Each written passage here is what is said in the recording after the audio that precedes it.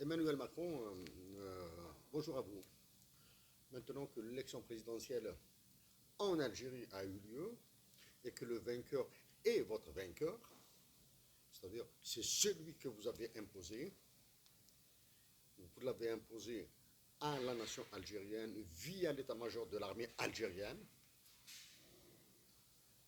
Dois-je vous en féliciter? Hors de question. Hors de question.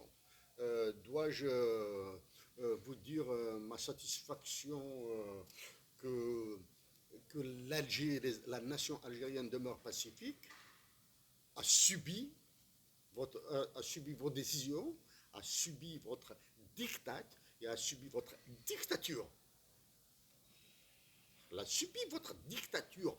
Emmanuel Macron, vous êtes un dictateur au sens plein du terme.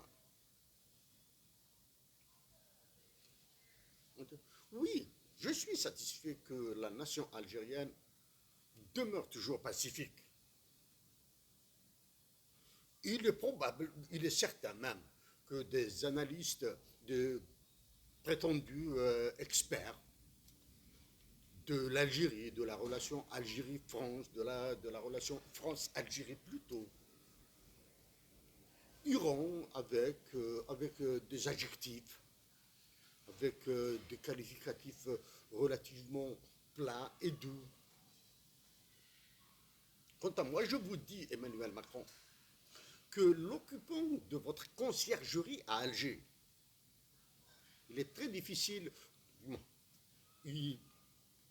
probablement que ceux qui écouteront ces mots, peut-être qu'ils seront surpris par le fait que j'utilise le terme de conciergerie. Oui, la présidence de la République de mon pays, l'immeuble, je parle de l'immeuble, est devenu votre conciergerie. Okay? Oui, je sais que les généraux de l'état-major sont à vos ordres, je le répète. Mais est-ce que la nation algérienne doit se soulever contre ça? Non. Elle doit demeurer pacifique, elle doit résister. Sauf que la nation algérienne, à travers ses militants, parce que être militant pour la patrie, aimer sa patrie, et là je suis tenté de reciter Lounas Matoub qui a repris les mots de Bakounine sur la signification de la patrie. Je suis tenté, je l'éviterai. Je vous dis maintenant que ma patrie, de là où je vous parle, c'est sur le Pacifique, saura résister à vos mégalomanies, à votre furie.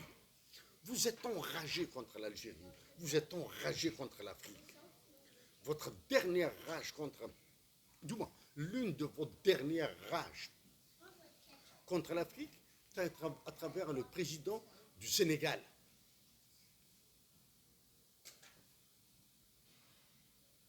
Merci. De la prison, lui et son premier ministre, de la prison aux deux postes exécutifs les plus importants d'un État, ils ont cédé à vos manipulations, à vos ordres. Ils ont cédé à vos menaces, à peur. Si le Premier ministre du Sénégal doit se vanter de quelque chose, il doit se vanter uniquement de sa soumission à vous, étant donné qu'il est admis que c'est lui le mentor du président du Sénégal, de l'actuel président du Sénégal. Si moi, je travaille pour abroger l'article 6 de l'OTAN, le vôtre, qui fait de l'Algérie la propriété de l'État français, apparemment le Sénégal fait tout pour qu'il intervienne, pour que l'organisation du traité de l'Atlantique Nord intervienne en Afrique dite du Sahel. L'Afrique du Sahel est une expression des plus importantes pour moi. Il n'y a ni Afrique du Sahel, il n'y a ni Afrique de l'océan, il n'y a rien de tout ça. Il y a une Afrique. C'est vrai que d'un point de vue organisation territoriale, oui, il y a la septentrionale, la méridionale, oui, d'accord. Mais il y a une et une seule Afrique. Cette Afrique, c'est l'Afrique qui a été décidée par de la nation algérienne, par les révolutionnaires algériens qui font mal. Attends, j'arrête sur ça. Emmanuel Macron. Oui, je suis triste, pas plus, ni moi, que les intellectuels algériens, que les universitaires algériens, que ce qui est considéré comme élite. Parce que dans un pays, il y a toujours une élite. Quel que soit son niveau, je suis triste qu'elle demeure silencieuse face à la répression qui s'est abattue en Algérie sur la nation algérienne, sur des Algériennes et des Algériens, à cause de vos ordres. La nature du régime algérien, elle est ce qu'elle est. Appelez-la autocratie, appelez-la anocratie, appelez-la dictature. Libre à vous. Pour moi, c'est un fascisme. Oui, votre candidat, le candidat que vous avez imposé, dois-je dire votre poulain? Non, votre caniche. Je dois dire votre caniche. Va exécuter vos ordres qui lui seront transmis soit par les généraux, soit directement par vos services. Là. Oui, je sais que vous refuserez de prendre même son appel téléphonique. Emmanuel Macron, une question, sans vous demander la réponse, bien sûr. Parce que la réponse, je l'ai à travers ce que vous avez fait de la France. À travers le Premier ministre, qu'un Premier ministre que vous avez sorti de votre poche, là. Même pas d'un chapeau de magicien. Parce qu'à côté de vous, là, à côté de vous, il y a ceux qui vous donnent des ordres. Bon, bref, ceux qui vous donnent des ordres sont connus, ils ne sont pas en France. Hein. Ils ont des relais en France. Bref, seriez-vous le premier président, chef de l'État, omnipotent, omniscient, mégalomane, à féliciter votre occupant de la conciergerie en Algérie? Le seriez-vous? Je pense que vous abstiendrez de le faire. Mais vous le convoquerez le plus tôt possible, comme vous l'avez fait au président du Sénégal, à Paris. Vous allez le convoquer à l'Élysée. Ainsi, il croira qu'il a une stature de chef d'État respecté. Et ainsi, il croira qu'il a la stature d'être le président de la République. Alors que rien de tout ça.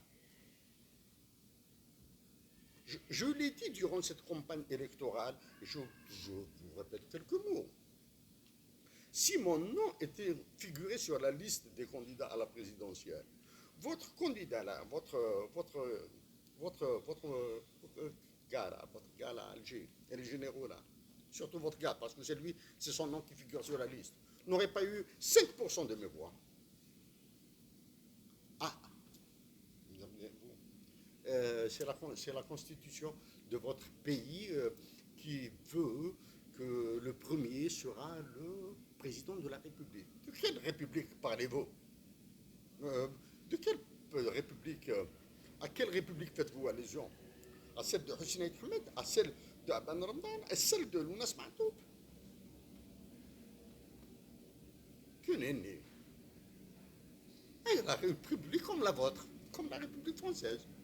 Vous avez massacré. Et pour ça, je vous dis chapeau. Je l'ai dit et je le répète, hein, je l'ai dit à plusieurs reprises. Hein. À votre intelligence, à vos manœuvres, à vos manigances. Il y a votre mégalomanie qui vous pousse à aller vers l'Europe. La blague du premier ministre que vous avez offert à la nation française, c'est un bon jeu. C'est un bon jeu. J'évite de commenter sur ça. Mais vous allez vers Vous allez vers la révision de la Constitution française et vous allez vers un troisième mandat.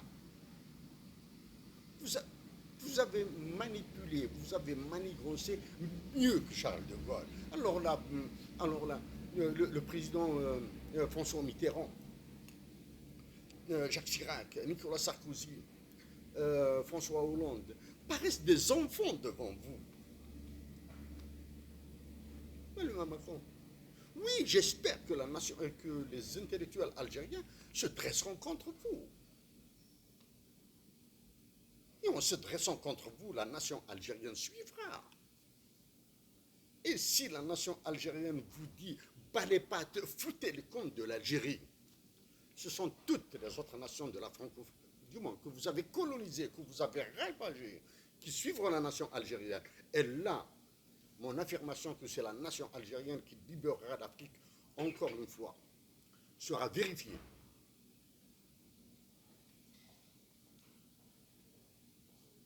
Emmanuel Macron, c'est la nation algérienne qui vous chassera d'Algérie. Oui, je sais qu'en France, vous êtes loin d'être le décideur. Vous êtes très très loin d'être le décideur de l'avenir de la France.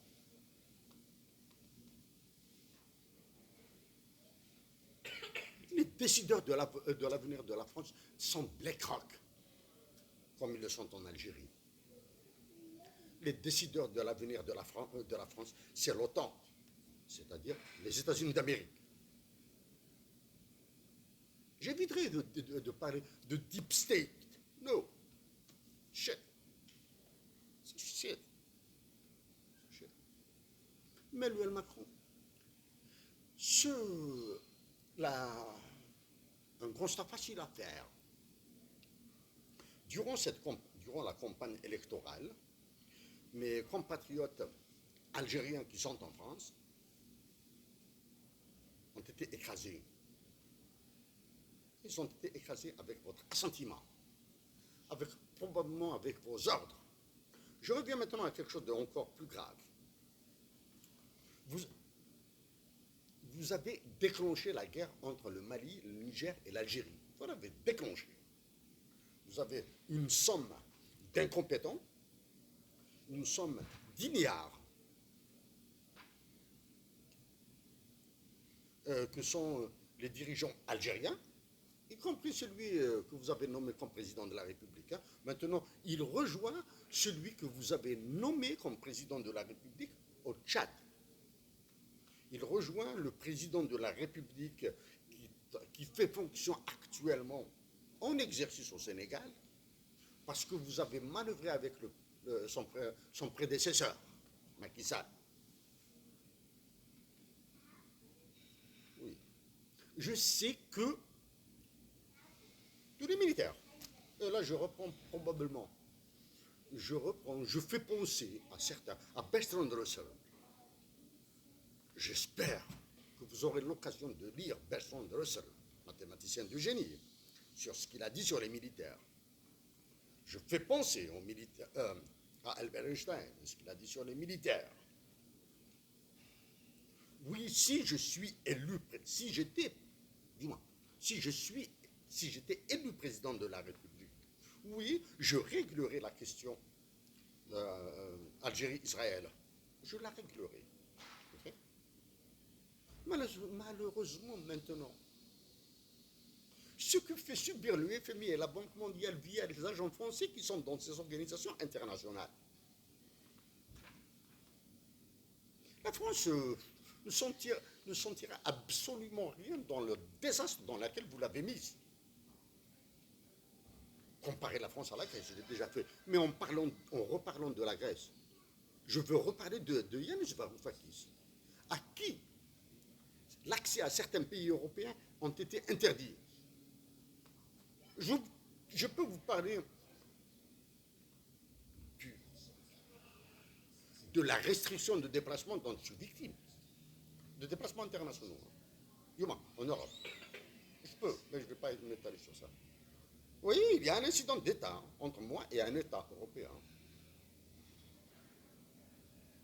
Je peux vous parler de détails beaucoup plus techniques. exemple de taille beaucoup plus technique, peut-être, qui doivent penser à toutes ces histoires-là d'informatique, de manipulation de réseaux, etc., de ce que vous venez, de ce que vous faites endurer à Duraf, à Pavel Duraf, de Telegram.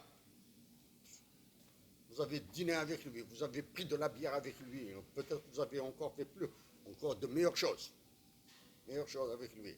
Et là, c'est vous qui l'avez arrêté en France. C'est vous, c'est Emmanuel Macron. La justice et les magistrats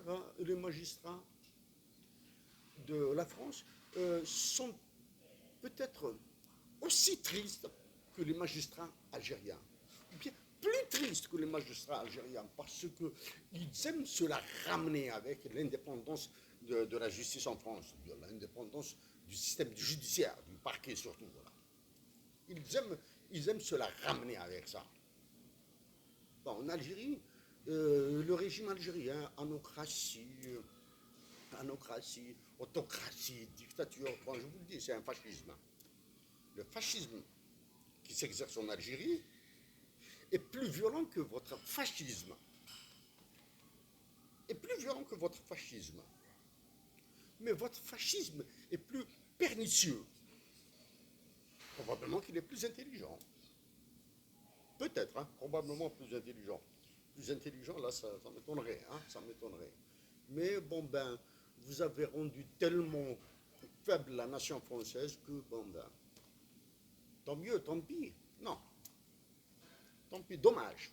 Ce n'est ni tant mieux, ni tant pis, mais c'est dommage pour la nation française, parce que la nation française et la nation algérienne peuvent construire énormément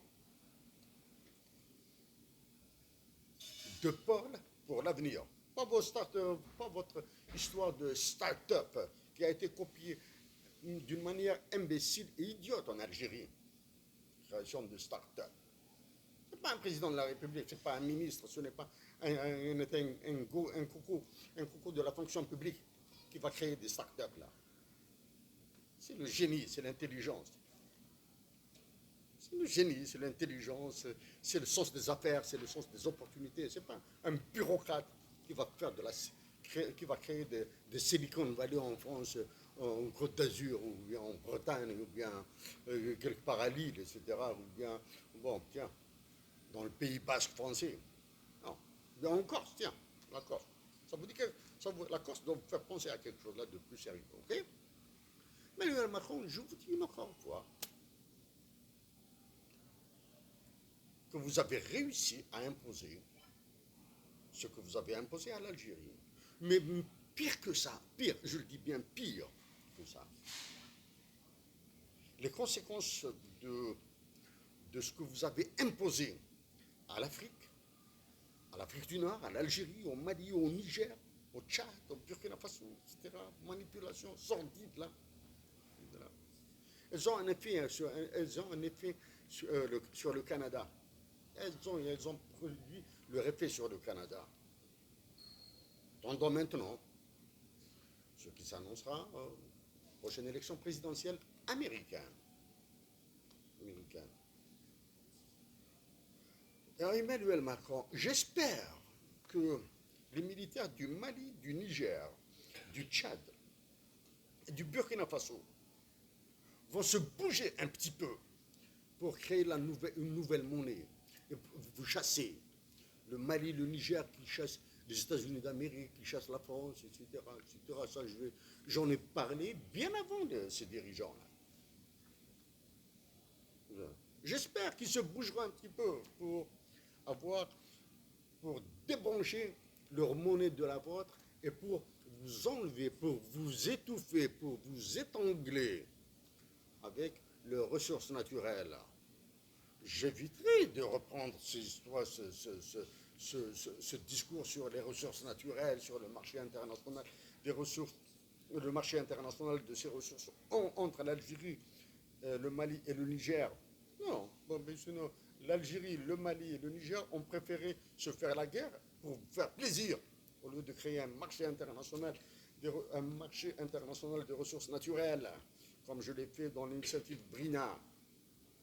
Et le Macron, La guerre sera longue entre nous deux.